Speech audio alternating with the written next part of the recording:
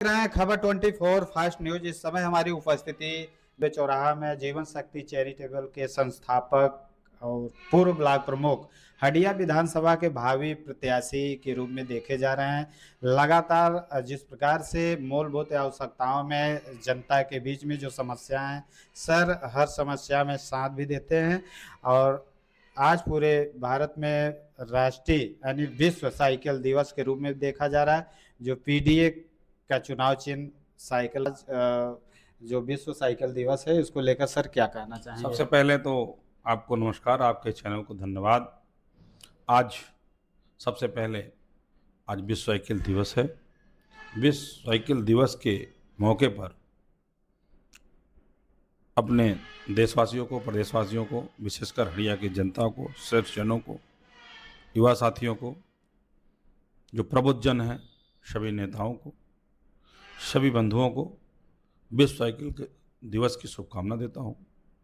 विश्व साइकिल दिवस पर मैं ये कहना चाहता हूँ, साइकिल एक सवारी नहीं, जो स्वस्थ जीवन होता है उसका एक प्रतीक। निश्चित रूप से हम जब साइकिल चलाएंगे तो फिट रहेंगे, फिट इंडिया, ग्रीन इंडिया। और आज साइकिल दिवस के अवसर पर लोगों को हम बताना चाहेंगे, जैसा आपने पूछा सरकार के बारे में, तो उसके बारे में मैं कहना चाहता हूँ कि आज की तारीख में रोज़मर्रा की जो चीज़ें हैं वो महंगी होती जा रही हैं।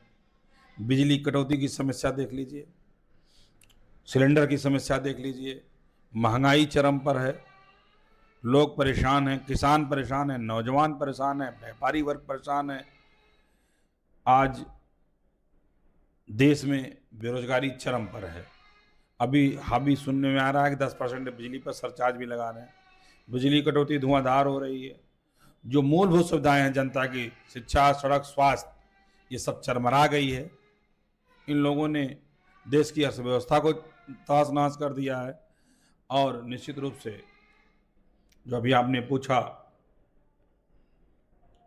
विधानसभा की तैयारी का, मैं आपसे बताना चाहता हूँ,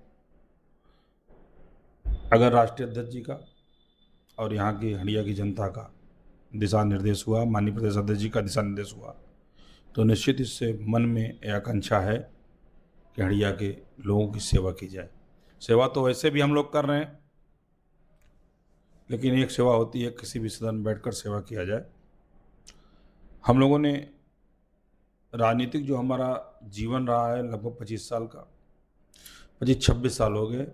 इन 25-26 सालों में कभी जात बिरादरी की राजनीति नहीं की, समाजवादी विचारधारा की राजनीति की।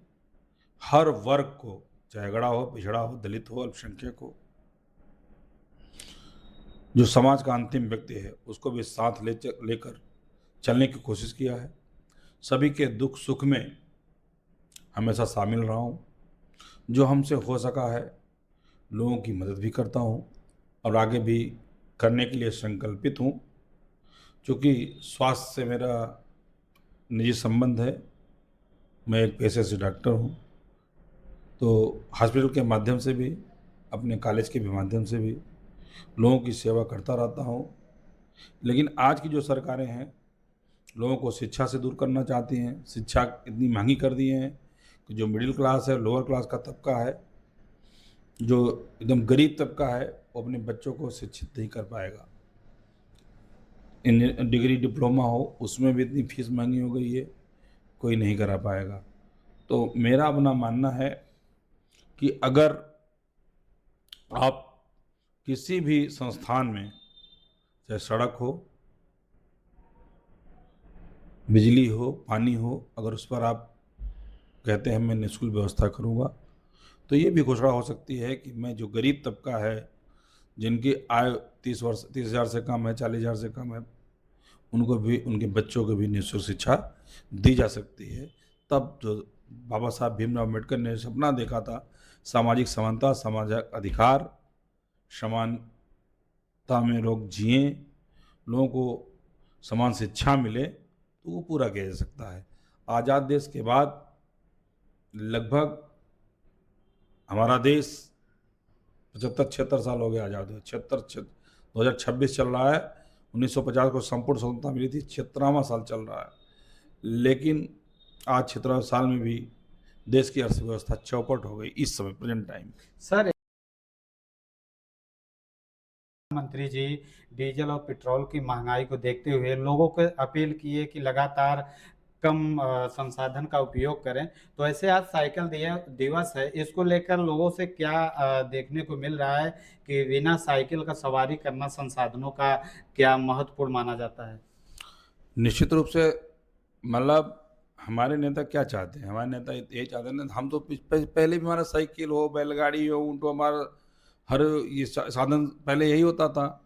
लेकिन जब हम साधन संपन्न हुए, तो हमको जो विदेश नीति ऐसी रखनी चाहिए कि हमारे यहाँ चाहे वो गैस गैस की हो, जो मतलब व्यावसायिक कॉम्प्लेक्स है, चाहे वो तेल हो, डीजल हो, पेट्रोल हो, खाद्य सामग्री हो, जिसका जो हम लोग चाहे वो खाने-पीने से लेकर आम गरीब आदमी, किसान तक डीज़ल यूज़ करता है और खाने-पीने की सामग्री मिडिल तबका से लेके उच्च वर्ग तक, निम्न वर्ग तक सब यूज़ करते हैं।